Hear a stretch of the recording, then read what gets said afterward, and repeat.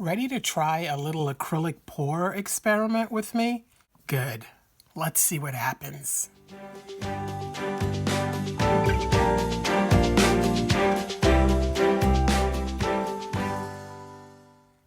Hi everyone, it's Miriam with a Y from Miriam's Nature. I've had this idea stuck in my head for a while. When we do the bottle bottom pour, the middle has to be filled in later, unless you put notches in your bottle bottom to let some paint run back in, which I didn't do in this particular case. But what if we take something hollow, make notches in it, and let the pour out that way? And what if you vary the notch sizes? Customize the pattern maybe. Honestly, I don't know. So I want to find out.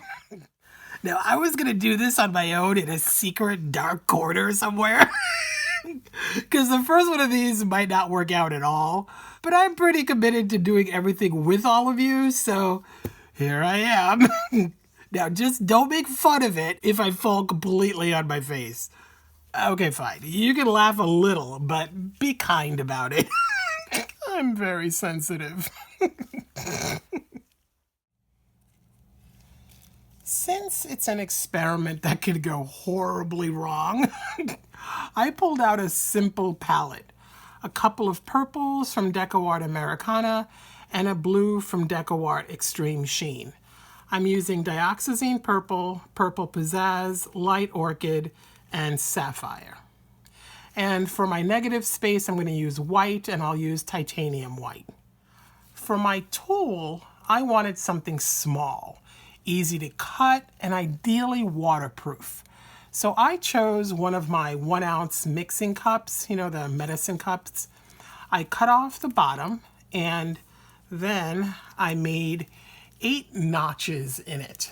So I alternated wide, narrow, all the way around. And I don't know what it's going to do, but let's see if it can do something fun. If you're new to my channel, take a moment to subscribe for more experiments like this and out-of-the-box tutorials. Check out other videos on this channel, read some comments, and join the fun. Okay, now to the pour.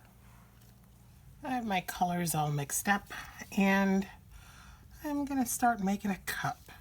Nothing too elaborate because there are not that many colors. I just want something really simple. I guess I'll start with some white. No particular reason, just more like, why not? I wish I had some brilliant reason for starting with white, but I don't. I love this color. Oh my gosh, beautiful.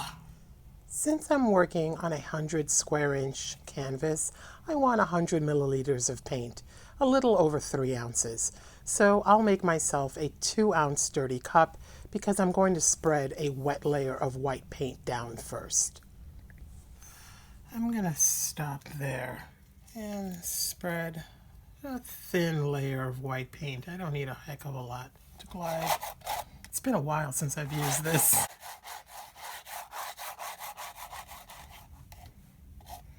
I think that's a nice even coat. Oh my gosh. Okay, I have absolutely no idea what's going to happen. And what I'm telling myself is, you know what? These colors can't make mud, so anything that happens will be pretty. It may not be what I'm hoping is going to happen, but I'm going to be okay with whatever I get. But let's see what does happen. I'm going to see if I can get this as in the middle as possible. See, you've got a better vantage point than I do because you're looking straight down. I am not. I'm thinking there. Close enough. Let's do this. So I'm going to hold this down, and then I'm going to just start pouring my cup right down the middle.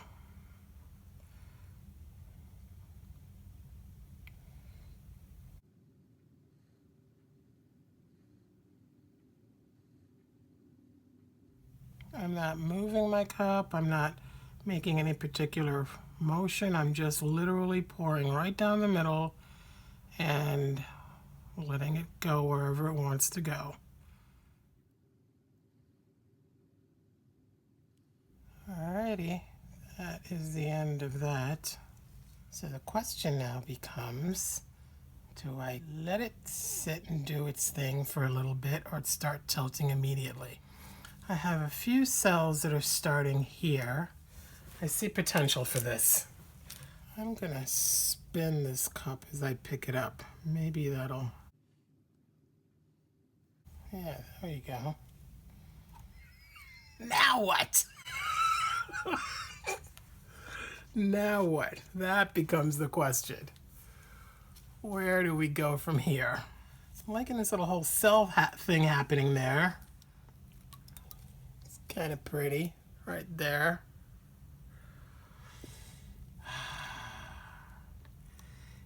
It didn't give me the defined rings of a ring pour.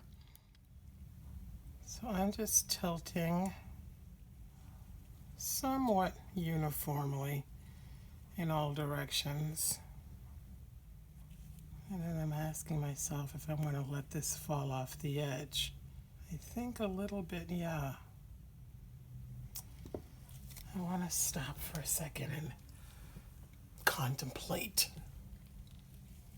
So what I like about it, I love this thing.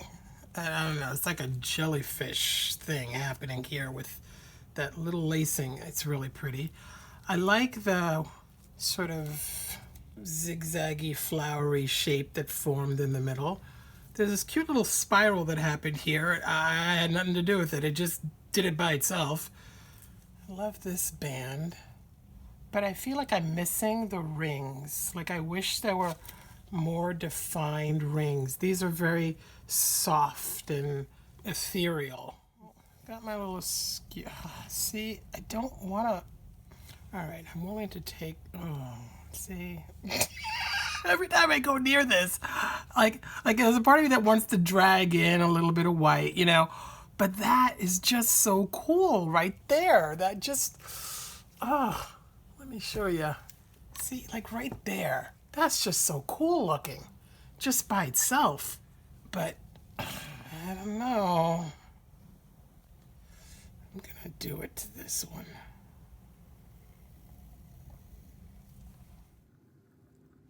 Oh, I'm doing it.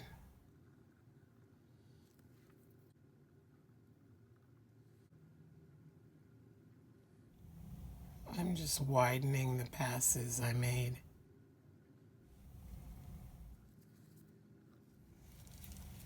I didn't let it run off the edge everywhere, so kind of pulling it off the edge a little bit in some spots.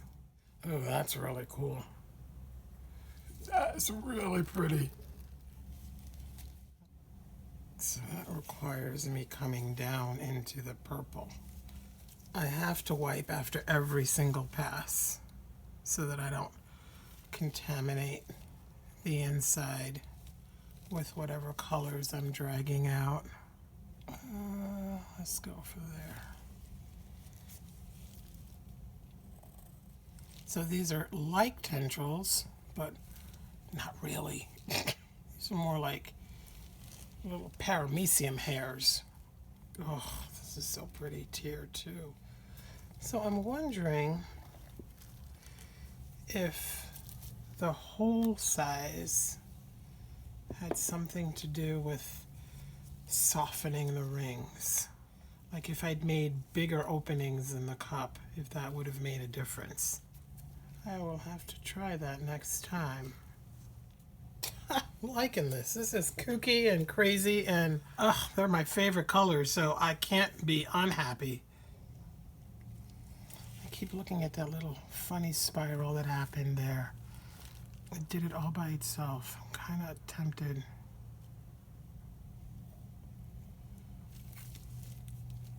Yeah, I'm going to put in a couple of those.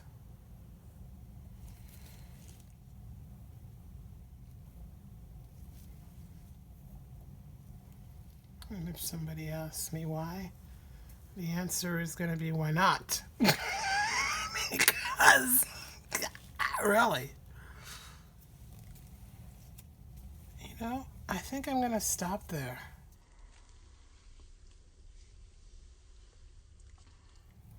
I'll take you down to look at it, and then we'll see how it ends up drying. This is really interesting to me, what's happening here with the breakup of the metallic paint. I saw this happen once a long time ago with a paint that I tried, but I've never seen it happen since, but it's pretty consistently happening to the metallic. It'll be interesting to see how it dries. It's really, really pretty. Oh, there's my jellyfish. I love that thing. I don't know. I just think it's so pretty. I love this band here too. That's awesome. And then here, that's the little spiral that happened all by itself and inspired all the others. I don't know. This is different. We'll see how it dries. I'm hoping it dries as pretty. Well, because I couldn't stop looking at it and thinking about what I felt could make it more interesting, I decided to add more little spirals, little curly cues everywhere. Because as pretty as the blue is, it was just a patch of blue. And my eye didn't have much to look at when it came here other than pretty blue. There was definitely interesting bands like this. And we know I love that jellyfish out there. That is just making me so crazy happy. But in some other spots, I felt like it was lacking. So I added some spirals. Now I feel better.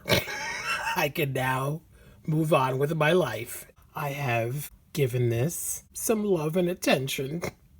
So I'm going to let this dry and cross my fingers that these little spirals don't all melt away. Before I show you the last part, I want to take a moment to thank those of you that have gone to my Patreon page and become patrons to grow this channel. Patrons get free digital downloads, extra videos, question priority, and more. So I'd love to have you join the team too. Thank you also to this amazing group who generously contributed to the channel in other ways. I am eternally grateful. So now about the piece. Well, I usually show you the dried pour at the end of a video, but it's been 36 hours and I can theoretically still tilt this thing. It's that wet. Because I chose to preserve more of the pattern, I tilted less and a lot of paint stayed on the canvas. But something weird's going on with it too, so I thought I would show you that instead and save the dried piece for this weekend's video, which will be attempt number 2 at making an amazing, what I'm going to call, notched cup pour. Let me know what you would call it. Happily, the little swirls haven't blended back in, so I'm happy about that. But look what's happening to the metallic paint. My only guess is something about the binder for this particular paint is acting like this. Because it's, it's extreme sheen. Maybe it's different than other metallics. I don't know. It may ultimately dry really interesting and really cool. I don't know. But it's kind of funky. But I kind of like everything else. I almost can like this too. The more I look at this piece, the more I like it. It's starting to look cosmic to me, like some otherworldly nebula of some sort. Maybe like, where happy little critters live. Let me know in the comments what you think of this possibly different way to pour and the result of the first test. Tell me also if you're interested in seeing more pour experiments. Your thumbs up helps me know that too. And I always ask you to please share this video. Thank you to those helping by clicking on my Amazon links. Every little thing you do like that helps this channel keep going. Well, let's hope this puppy dries by this weekend. See you then. Let your creative natures shine, okay? Bye now.